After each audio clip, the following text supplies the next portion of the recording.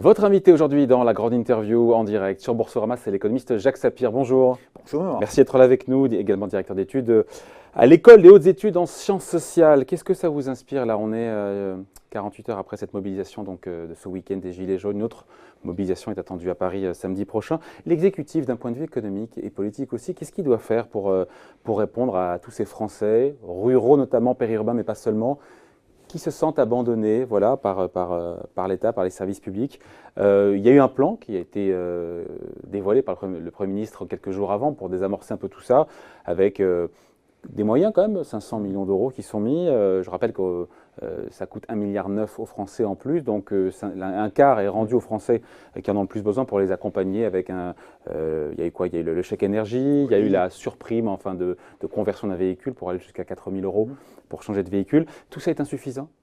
Alors, il y a plusieurs choses qu'il faut dire. D'abord, je pense que le gouvernement a été surpris par l'ampleur de la mobilisation. On s'attendait à 1500 blocages samedi, il y en a eu plus de 2000. On est très largement au-dessus de ce qu'avait estimé le gouvernement. Deuxième point, c'est que le gouvernement a un vrai problème parce que les revendications ne portent pas simplement sur la question de l'énergie. Ce qui s'est exprimé samedi, même dimanche, puisqu'il y a toute une série de manifestations qui ont continué ce dimanche, c'est bien un sentiment de très profonde injustice fiscale. Ce n'est pas réellement un ras-le-bol fiscal, même si par-ci, par-là, il peut y avoir des revendications de ce type, mais c'est plutôt un sentiment d'injustice fiscale. Et quand on regarde les mesures qui sont proposées par le gouvernement, on voit que ces mesures ne ciblent pas réellement le cœur de ce mouvement. Parce que le cœur de ce mouvement, c'est des gens qui sont à, disons, des niveaux de revenus qui ne vont pas leur permettre d'acheter de nouvelles voitures. Même 4 000 euros d'aide pour acheter un nouveau véhicule. Mais si vous voulez, un nouveau véhicule, il faudrait qu'il coûte 6 000 euros, 5 000 euros. Parce qu'on est là face à des gens qui ne peuvent pas dégager, compte tenu de toutes les autres consommations qui sont aujourd'hui des contraintes et qui donc sont des coûts contraints pour eux, qui ne peuvent pas dégager plus de 1 000 à 2 000 euros. Donc ça, c'est un vrai problème et je pense que la réponse n'a pas été la bonne. En termes de ciblage ou en termes de montant en jeu? Les deux. D'abord, essentiellement en termes de ciblage. On a ciblé plutôt, je dirais, les couches inférieures de la petite bourgeoisie. Non. Quand on regarde, ce sont essentiellement des classes populaires. Il fallait descendre plus bas. Et donc faire quoi? Et donc, alors, c'est évidemment compliqué. Il y a effectivement la question du renouvellement des véhicules, et en particulier du renouvellement des véhicules pour les professionnels. Ça, c'est un vrai problème. Mais il y a surtout un problème qui est beaucoup plus, je dirais, central. C'est, par exemple, la question de la taxe carbone. Ouais. Alors, personne ne conteste qu'il faille une taxe carbone.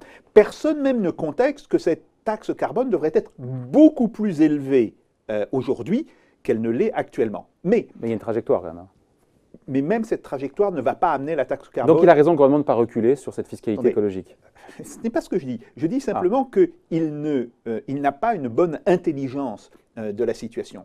Ce qui se passe aujourd'hui, c'est qu'on a une grande partie de cette population, vous avez dit, rurale, périurbaine, etc., qui ne peut pas se déplacer sans sa voiture. Ouais. Donc ce qu'il faudrait, c'est trouver un système qui ne taxe pas les circulations contraintes. C'est grosso modo... comment c'est possible? Alors, c'est une usine à gaz. Il y a grosso modo deux systèmes. Premier système, c'est effectivement de faire l'équivalent du remboursement du coupon Navigo pour les Parisiens et de l'étendre à la question de l'essence. C'est-à-dire de dire aux gens, voilà, l'État prend en charge le surcoût causé par les taxes et la taxe carbone de votre consommation jusqu'à une certaine limite. Ça, c'est un premier point. Et puis le deuxième point, ce qu'on pourrait imaginer, mais là, il faudra du temps pour le mettre en place, c'est... Mais c'est un coût. Quel est le coût? C'est un peu le chèque voulu par les Républicains, là, qui coûtait, j'avais vu, 10 milliards d'euros. Donc... Alors, ça dépend. Je pense qu'il faut refaire les calculs. Je ne pense pas que ça coûtera 10 milliards d'euros. Mais il y a aussi un autre problème, ou plutôt une autre solution.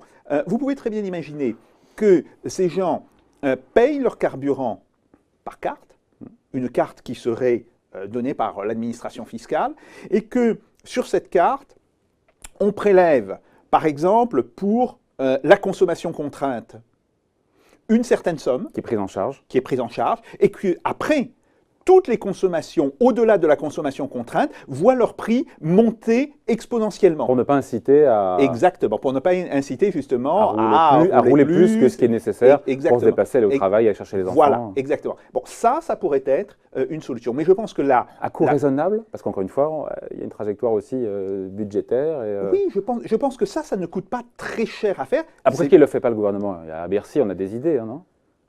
Mais vous savez, c'était le même problème avec l'écotaxe. Avec l'écotaxe aussi, il fallait que le coût de l'écotaxe, que ce que payaient les propriétaires, soit proportionnel aux déplacements. Que grosso modo, les déplacements de camions sur une centaine de kilomètres ne soient pas taxés et qu'ils soient beaucoup plus taxés dès qu'on dépassait les 300 kilomètres. Là aussi, il n'y a pas eu, je dirais, l'intelligence au niveau des fonctionnaires qui ont conçu, par exemple, l'écotaxe, pour penser un système beaucoup plus progressif. Bon, ça, si vous voulez, c'est ce problème qui est très lié à la question de la pollution et qu'il faut traiter, effectivement, mais je pense qu'il y a un autre problème derrière, c'est la question de l'injustice fiscale. Et on voit bien, il y a une très grosse revendication face à l'injustice fiscale, et là, ça pose toute la question de la stratégie du gouvernement. C'est justifié. Alors, dans l'injustice fiscale, moi, je garde l'idée de ce ras-le-bol fiscal qu'on entend quand même malgré tout. C'est pas un ras-le-bol. C'est non, pas la même chose. Alors, il y a deux choses. On entend ceux qui disent qu'il faut qu'il y ait moins d'impôts et d'autres qui disent qu'il faut et ou plus d'État, plus de services publics. Donc, c'est là où c'est difficile de faire rencontrer les deux quand on doit respecter 3% de déficit public. Je pense que juste, cette idée du ras-le-bol fiscal, même si l'injustice fiscale est beaucoup plus large, beaucoup plus vaste que ce concept de ras-le-bol fiscal, est-ce que ce sentiment, en tout cas, de ras-le-bol fiscal, il est justifié quand on voit qu'on a un président qui baisse la taxe d'habitation, qui réduit les cotisations salariales, et c'est justifié d'avoir un ras-le-bol fiscal? Ce sentiment-là des Français? Quand vous interrogez des participants, ce qu'ils vous disent, c'est que pour l'instant, les gestes fiscaux faits par ce gouvernement ont un impact absolument minime sur leurs revenus. Et qu'est-ce que voient ces gens? Ils voient la suppression de l'ISF.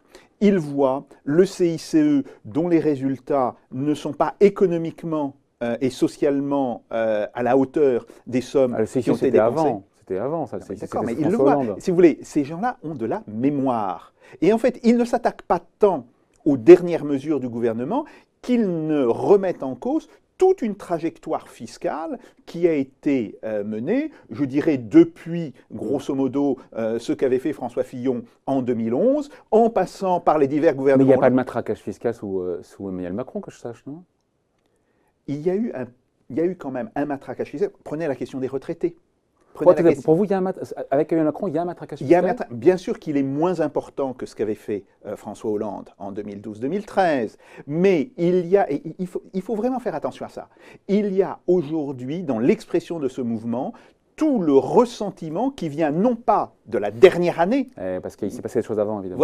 Voilà. Et ça, c'est ce que les gens ont la mémoire. On dit très souvent que les Français ont la mémoire courte. Eh bien, c'est faux. Les Français ont une mémoire longue là-dessus. Ça dépend des sujets. Le Premier ministre, Édouard Philippe, qui était hier soir sur France 2, qui a dit que sur la mandature, il y aurait bien un point de baisse des prélèvements obligatoires pour les particuliers. Donc, il y a bien 20 milliards d'euros de baisse d'impôts. Tout à fait. Encore faudra-t-il savoir sur quel particulier cela ira.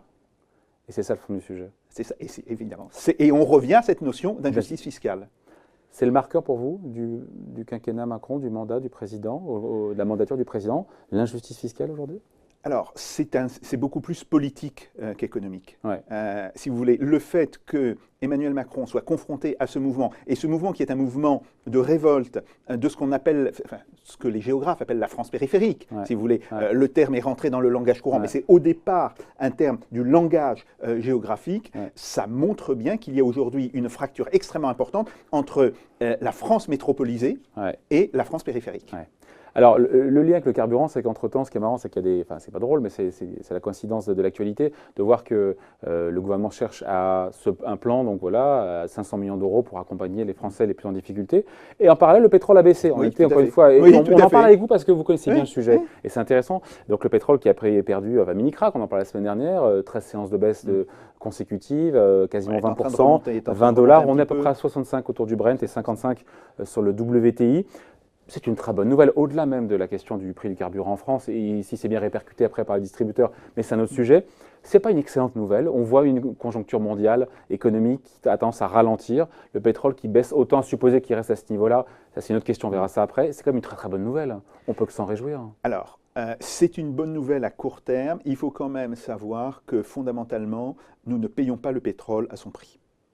En fait, le prix du pétrole, si on tient compte des investissements qui doivent être faits pour assurer un montant constant de production dans 10 ans ou dans 15 ans, il devrait être plus près de 80, voire de 85 dollars le baril pour le Là, Brent. on était encore il y a un mois. Voilà, là où on était il y a Donc c'est une aberration, ce mini-crack? Alors c'est très largement spéculatif, c'est très largement des pressions politiques sur toute une série de producteurs, mais il faut savoir qu'en tendance, dans les 5 ans qui viennent, le pétrole est appelé à remonter, et de toutes les manières. Il ne faut pas se faire d'illusions. Il y a du pétrole, mais du pétrole qui va coûter de plus en plus cher à aller chercher. Donc, ce qui veut dire que si nous maintenons ne serait-ce que notre niveau de production actuel, sans accroissement, et il y aura très probablement un accroissement, mais même sans accroissement, nous devrions payer de plus en plus cher le pétrole. Mais ça, donc, ça vous a surpris de voir, encore une fois, ce mini-crack sur le pétrole? Non, parce que je sais que les cours du pétrole ne sont pas simplement des cours économiques, ce n'est pas l'offre qui s'ajuste à la demande, enfin le prix qui ajuste l'offre à la demande. Il y a aussi des éléments de spéculation, il y a des éléments politiques. Mais vous savez, il y a aujourd'hui toute une série de très grandes banques qui achètent du pétrole comme réserve de valeur. Ah, c'est pas nouveau, ça fait quelque temps déjà. Ça fait quelque temps. C'est grosso modo depuis la crise de 2008. Exactement.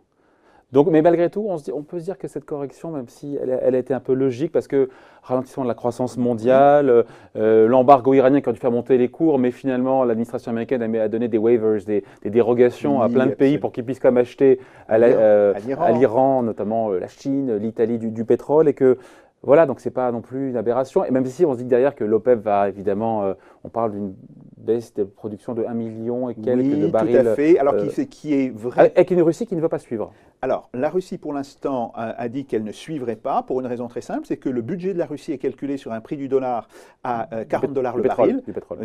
Prix du pétrole à 40 dollars le baril. On est bon là. Donc là, ils sont largement au-dessus de leurs objectifs. Ouais, donc ils pourraient accepter. Oui, mais en même temps, la Russie n'a pas de très grande capacité d'augmenter sa production. Ils sont au taquet. Hein. Ils pompent à fond. Ils sont au taquet.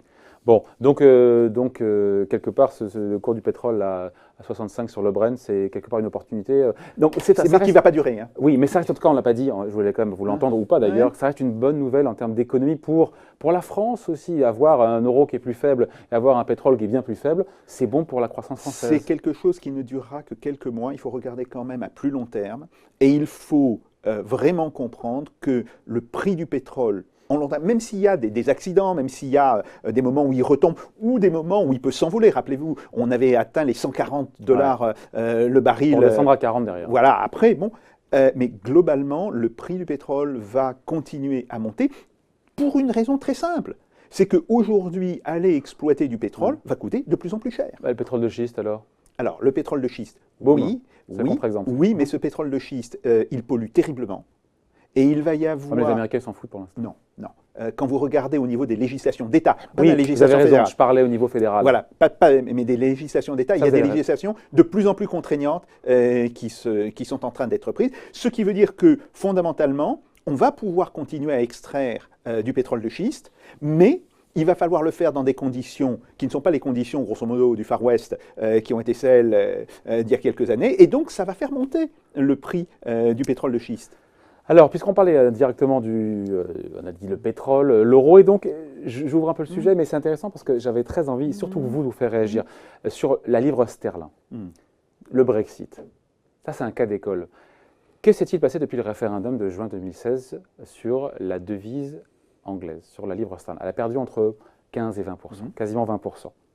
Et pourtant, l'économie britannique, et je pense qu'il doit venir, l'économie britannique a ralenti sensiblement, niveau de croissance qui était divisé par plus de 2. Est-ce que ça n'incite pas à la prudence, celles et ceux qui sont convaincus qu'un franc plus faible, si la France devait sortir de l'euro, ce n'est pas le sujet, mais c'est intéressant de voir qu'on nous a toujours dit, et c'est que dans le passé, la France a toujours usé de dévaluation compétitive régulièrement pour se redonner un bol d'oxygène, mais de voir qu'aujourd'hui, dans nos économies contemporaines, aujourd'hui, la livre sterling qui s'effondre de 20%, la croissance ne rebondit pas au Royaume-Uni, bien au contraire, elle voit un rythme de croissance qui est passé de 2,6 à 1%. Alors, et c'est là où attendez, j'ai envie de vous dire, je vous arrête tout de suite. Est-ce que vous connaissiez, est-ce que vous aviez c'est pas grave eu d'entendre ça, connaissance, est-ce que vous avez eu connaissance des prévisions qui étaient faites en 2015? On avait dit l'apocalypse, c'est ça? Non, non, pas ça. Non, les prévisions Ah, qui étaient pardon. faites avant pardon. le Brexit Ouais. sur la croissance britannique. Elle était attendue à 0,5. Donc, ce qui veut dire Moi, que... je vois les chiffres, je ne vois pas les prévisions. Non, Je vois non, juste mais que c'est un pays pas- qui était à 2,5 ou 3, qui aujourd'hui est à 1, avec une devise qui a perdu 15 ou 20%, ça veut dire qu'il n'y a pas eu d'effet dopant lié à cette dévaluation monétaire. Mais si, il y a eu un effet qui a, d'une certaine manière, ralenti c'est ça. justement la baisse. Ça aurait été pire. Oui, on attendait, et tout le monde, la Banque d'Angleterre, tous les analystes s'attendaient à une espèce d'effondrement Avant le Brexit. de la croissance avant le Brexit. Donc ce sont des calculs qui ont été faits en 2015, fondamentalement.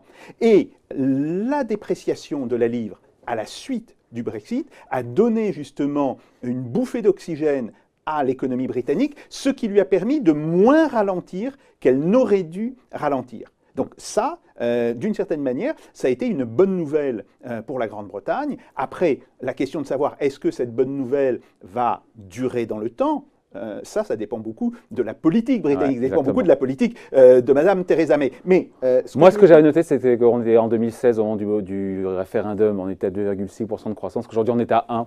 La devise a baissé de 15 à 20%, et la croissance n'est pas repartie. Il n'y a pas de corrélation, ou plus précisément...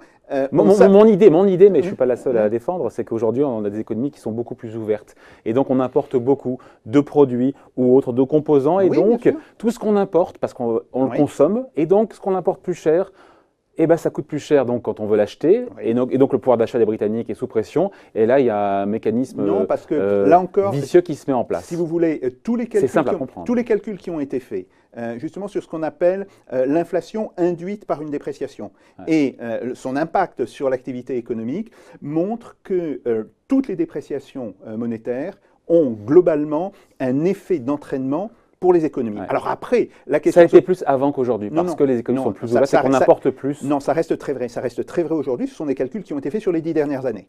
Ce sont des calculs qui ont été faits depuis 2008. Et ils ont été faits que ce soit par le Fonds monétaire international, par la Banque mondiale, si vous voulez. Par contre, ce qui est vrai, c'est qu'on s'attendait à ce que l'économie britannique ralentisse de manière spectaculaire. Un certain nombre d'analystes disaient même qu'il y aura une stagnation de l'économie britannique en 2016 et début 2017. On a eu un fort ralentissement, mais on n'a pas eu de stagnation. Voilà. Et ça, je pense que c'est largement attribuable justement à la dépréciation.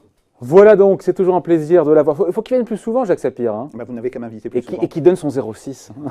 Je n'ai pas de 0,6. Il n'a pas de 0,6, en tout cas pas français. Merci Jacques Sapir, donc l'économiste qui est avec nous et directeur donc, de l'école des hautes études en sciences sociales qu'on reverra très bientôt. Merci d'avoir été avec nous et d'avoir été l'invité de la grande interview en direct sur Boursorama. Merci.